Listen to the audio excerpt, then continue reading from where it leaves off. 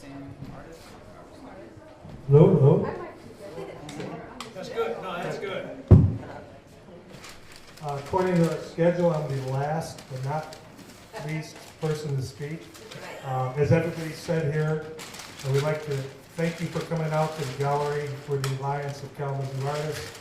And we came up with this idea because a lot of times you go to an art show and you look at something and you don't know what's behind it or what was in that person's head or what their process is, and you have a lot of questions, and we thought that by showing what we do and maybe why we do it, it will both relate to you and also you find out things about yourself. For instance, I'm just not a motor mouth. I'm actually interested in what everybody said, so those questions that I ask are to try to get some interest from me. As I was watching every single person tonight, I realized that you are really all fine artists. And I am the exact opposite. Instead of making things beautiful and perfect and everything else, I'm interested in breaking them down and ruining them and all that. And there's lots of reasons for that, and I should get going. My name is Rick Cristofaro. My studio is 212, right down the hall. You run right into it in the corner. I've been in this building for about 30 years, moving around from different floors, doing all kinds of different artwork and things like that. I'm a graphic designer by nature. I worked for the Kalamazoo Gazette for a long time, and we have other people here that work there also. But graphic design and artists really don't mix. Andy Warhol started off as a commercial artist, and he went to a fine artist. He couldn't do both.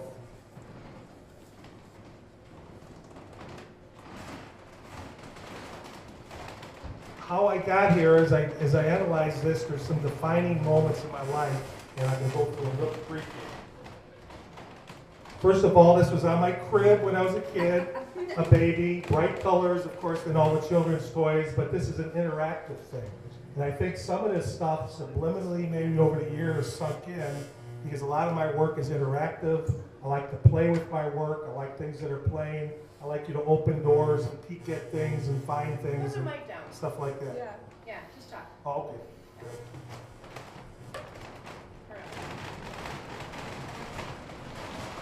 The first part that I became an artist was we were at Shoppers World in Chicagoland area, and I walked up to this book place and I came back and said, Walter Lantz, How to Draw a Woody Woodpecker book, can I have this? My parents said sure, and they showed you to start off with the round circle and do this for the beak and everything else. And that's how I started being an artist as far as drawing. The next part was my mom caught on to that, and so Christmas gifts, I think the guy's name is John Nagney. Look at that fro that was going on with him. He had some earlier pictures up there with a little goatee on the earlier sets. But I got art supplies, and it just stuck. You know, I just loved it. I had fun doing it, and you know, that's how that went. Another big moment is I lived in Chicago. I grew up in Chicago, and then we moved to the suburbs. So the Art Institute of Chicago was at my back door, and I practically lived there, you know, as much as I could get there. And of course, that opened up my eyes to everything else that's going on in the world as far as art goes. Where do I get my inspiration from? In 1972, in one of these little visits, I walk into this little side room, and it's kind of dark in there, and there was these boxes. This is Joseph Cornell. He died in 1972. He's the true American surrealist. He lived by himself with his mother. Lived with his mother and his brother, and they passed on. He lived at this little house in Queens, and he made these fantastic things out of boxes. Each of these pieces in the boxes meant things for him. They told stories. He didn't get out much. He went to all these dime store places to find these little pipes and different things. He liked to go to the ballet. He'd listen to music and all that. He would make these gifts, and even though he was sort of a recluse, people caught on right away. They were first shown as adult toys, because people just didn't understand it because nobody was doing these kinds of things. Next person that came into my life was Robert Rauschenberg. I was at University of Illinois at the Krannert Art Museum. I walk in and there's this gigantic print, life-size, that he did, and I started looking into his stuff. Now, if you know the history of art, it starts off, there's all kinds of things, but you know what abstract expressionists are, Jackson Pollock, Wilhelm de Kooning. Well, he's from the era that came right after that that says, we don't want to make figurative stuff, necessarily, and we don't want to do all this stuff that's all jumbled. I want to start doing things where I'm going to paint, but I'm going to start using objects. And he called them combines, because he didn't know what else to call them. I've got books and books and books on both of those artists. And he would just do things with three-dimensional, lots of painting. And these are just a couple of examples. He went to cardboard boxes. The guy was amazing. He'd work 12 hours a day making art. He started off in New York, and he went to Captiva, Florida. And he's just both of these artists are an amazing inspiration to me. Jackson Pollock, of course, you all know about. That's abstract expressionism. This, of course, still has something to do with, because he put sand and cigarette butts and pennies and all kinds of stuff into his paintings. Cy Twombly, he was actually a contemporary of Rauschenberg. They went to Paris together. He's known for all these little paintings, these little scribbles, and he'd write in French and all these different things, and these paintings are the size of his wall. But what he isn't known for is his sculpture. He did a lot of sculpture out of found objects, ceramics, wood, nails, all kinds of stuff. The artist in Chicago has about 15 pieces, and they're just glorious pieces. So all those people had an influence on my work, and you'll see how it comes in. Of course, I'm a baby boomer, so things inspired me like pop culture, TV, games. At one time in my garage, I had 300 vintage different board games. I sold some, I kept all the pieces, I kept my favorites, and now I'm losing the pieces of my artwork. Another game, another Space Toy game. Carnivals, things like that. I guess I never grew up. This stuff I just love this kind of thing. I'm an expert shot, by the way. I'll always break that balloon through that clown's mouth. Elements of my work. Diane Arbus did photographs of people. She got the character of the people. She had some way, she did carnival freaks, she did all kinds of stuff like that. When I picked up the camera in college, I had the exact opposite. I had no interest at all to do people. I was almost afraid. Excuse me. This is a piece, about as close as I got, is up there in the corner. You can see that little wisp of a person. That was a girlfriend of mine, and she's actually underneath this plastic sheet here too. You can just see it. This was done in DeKalb at Northern Illinois University at night with the lights of a car shining on it. And I had a 4x5 camera, which is a 4" by 5" negative. And if you keep that lens open and you move through it, you capture all this ghost-like imagery. So for a long time, I was doing these kinds of nighttime, carrying this big 30-pound camera around. 12 shots is all I got. I had to pick my spot and do it. What started happening right away, though, is I started going to other type of photography, where I had this wonderful interest of everything that broke down, was decrepit in the world. I call these fancy word is urban iconology, which basically is, my theory is that in an urban environment, because this foam was put into this piece here to repair the wall, you've in fact made a piece of artwork, without even trying. So I go around. This piece right here was from the wall of the big red building that's in the parking lot of this building that's now been torn down. I don't know if you remember it, but there was a gigantic red building by the railroad tracks. That's a wall, and I gave a copy of that to John Thingstaff because that was his building, of course, and it's like a souvenir of him. Every kind of detail that I could find, including things that's on the street. Funny story, my wife and I go to Italy on our honeymoon. We're walking down the sidewalk. Well, in Italy, you curb your dog on the sidewalk. So on the right-hand side, you walk, and the left-hand side, they get to do their thing on the sidewalk. Well, she's walking ahead of me, she turns around, and I'm taking a picture. And she says, "Oh no, if you're taking a picture of dog doo-doo, we're done right here." I was taking a picture next to the dog doo-doo or whatever's on the sidewalk. So anything that catches my eye, it's an artwork in the making.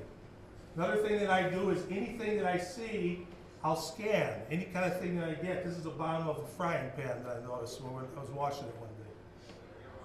Experimentation, this is a Polaroid picture. I don't remember exactly what I did. I know I shot it in a mirror. I don't remember how I did the white stripe, but it's just something I came across that I'm constantly looking at shadow, I'm looking at things and taking photographs because all this stuff is going to be ammunition in my work later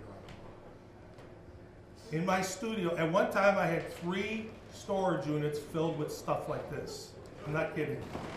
Plus my garage, plus the studios here at the Saniwax building. I had to tear those things down, but if you go into my studio right now, everything is neat with neatly shaped boxes. There's little piles like this just for things that I'm going to use right away, but I have to put them in boxes because if I don't, it's just clear pandemonium. How I pick these pieces is they talk to me. I'll walk through an antique sale, a estate sale, and I'll pick this up and I'll say, you know what, I think I got an idea for this, and I purchase it, or people give me stuff and things like that. Also toy, like I said, game pieces, things like that. These are game pieces from Mystery Date, the most sought after game by women and baby boomers. This game I found in an antique place I sold for $300 or $400 to somebody because you just can't find it anymore.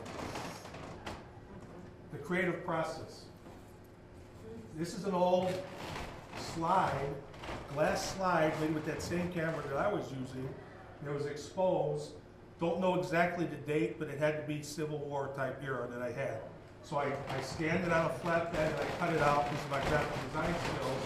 And then I worked it into a box. These are some straws, a wooden box. There's some beads back there. If it looks like a Joseph Cornell type piece, it is. I mean, I'm not emulating him. It's just that we have kindred spirits when I'm making things. This is a piece. This was in Seattle. Some railroad tracks. Took a picture, brought it into Photoshop, reversed it, and played with it till I liked the image. And that was put into an image with various things. Up in the corner, there's a little gumball toy. There's a photograph that I actually took. The person moved, so it was double dimension. That's a 3-dimensional plastic genie that I scanned. I put all those things together with that X that you saw to make that image. Cupid dolls at carnivals, little plastic dolls, you found them in dime stores. I grabbed the Cupid doll, I found a red star, and I painted it because I had an idea. Not all my pieces are whimsical. Some of them have to say things to me. And this is a piece that looks like a game, looks like one of those, the clown that I just saw. It looks like it's fun, but what it actually has to do with violence among children. Children dying from gun accidents, innocents being killed. So that's what this piece meant to me. And this waste basket is an actual sticker that was on this thing. I think I figured it out that this was an early sanitation, women's sanitation device that was in the bathroom. They would just pile up the, you get it. Little firework that I found somewhere, just threw it on a scanner. That inspired this piece. That same firework is down in the corner. This is a combination of a number of different things. I bring these things into Photoshop, all those images that I take, and I layer them, and I layer them, and I layer them, and I layer them, and I play around with them, and I don't know what I'm after. I keep playing until I like it, and I keep it. And that's what I basically do. I worked as a graphic designer, I still do, and in graphic design, you're trying to make Photoshop to make the skin perfect, and cut this thing out. I want to get away from that when I do this stuff, so I just go crazy with this kind of thing. Same kind of thing, some leaves, playing around with some stuff. A little bit more involved, some thinking going on. This has to do with, and this was a part of a 3-dimensional piece that had things hanging off of it. I started thinking that I have some abilities. I could talk to people, they like me. If I wanted to use that talk for bad purposes, I could. I could become a con man if I wanted to. This piece has to do with seeing what your talents are, but don't use them for bad purposes. That's my feelings. That's what that piece is about. This is a piece about me, my brother sleeping there. This is sort of like Kathy's story, a little different. I was born an identical twin, and my twin died when we were 3 weeks old. And I have this, I'm getting chills thinking about it. I have this theory, and it could be just malarkey, but we were both in the womb. The doctor said I was getting all the nourishment and everything, my brother was not. So we were born premature, and he died. My feeling is that my brother gave me, he said, you go on. and he gave me the talents that I have with my artwork. So anyways, that's sort of what this is all about. And the things keep, you know, like things with Kathy come back with her sickness or her pain, these kinds of things pop into my head when I least expect them. And the piece that's back there, also I worked on, and it talked to me, and it came out with a similar story. That's why it's not for sale, because it's personal. Coloring books, adding imagery, doing things. This had to do with the Chernobyl accidents, with nuclear power, you know, all that kind of stuff that happened. This is a piece called Testimony. It's about my wife and our marriage. I'm not going to bore you with the story, but starting from the left-hand corner, there, down, there, down, there, down, tells the story of what I hope our life as a married couple would end up being. This is a piece called 13. It's about what it's like to be a 13-year-old boy. That Pepper is there for a purpose. You know, things started awakening with me and all that. So this is a piece called Pandora's Box, the old story about opening up the box and what horrors are inside.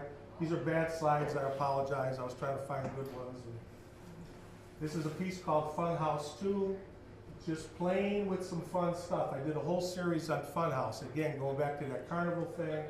These round things here are those shuffleboard things that they would have on ships, play shuffleboard. That's like a slinky spring, some found wood, things like that. I go to the studio, you saw that little pile? I pick up a piece, I pick up a piece, I pick up a piece, and they start talking to me, and I start putting it together, and it just, there's hardly any planning at all going on with these pieces.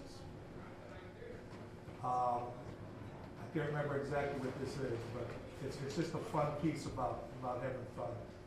One of my shows, they set these people up, said smile, make it look like it's interesting, so really they're not that interested in the stuff. But that piece right there is called Power of Good Intentions. That's a piece, again, that had a meaning behind it. I was going through some substance abuse issues. I had a hard time with them. I overcame, I tried. That's what these things here are about, all these different trying and all that. Being a religious background, I burned candles, you know, not really, but metaphorically. And then I actually looked to a higher power to get me over that. So all those bottle caps, beer caps, and everything else started cleaning up till they disappeared. So that piece is about. This is called Tempest. Has to do with a very, very bad situation at the Kalamazoo Gazette that I went through, very terrible situation. I went in the studio and started slinging paint, everything else, a lot of pressure, so you got the swirls, wheel. We're going to have to talk about that, Rick. Again, fake the pose. That piece that you saw, there it is on the wall, it's a little bit better slide. This is an ongoing piece, a new thing. I'm working with Hydrocal. When you went back and you saw that piece by Cy Twombly, I didn't show you other pieces, but he has a lot of poured plaster and things. I'm really stretching out here because I'm not picking out objects. I'm working with materials and relating with materials and all that. And then that's the piece that's in the back, a close-up of it. It's called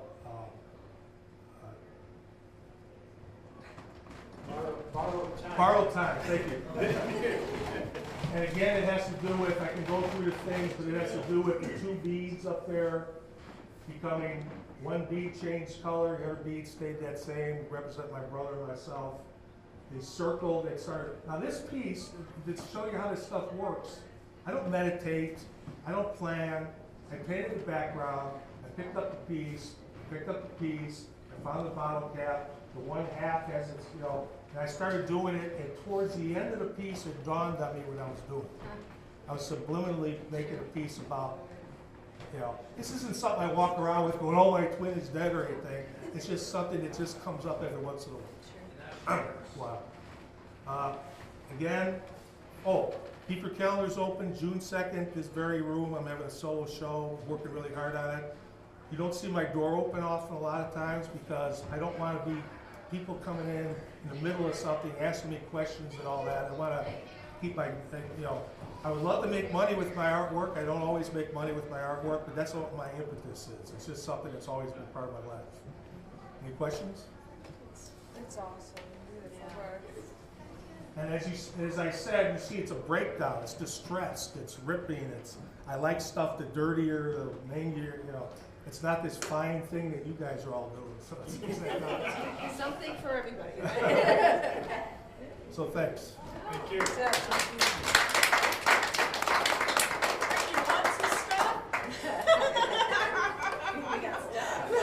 You know what's really hard? It's hard to get rid of pieces. Because you might say, that watch, I'm never going to get another watch like that. It's almost hard to let it go, but I have to. You know,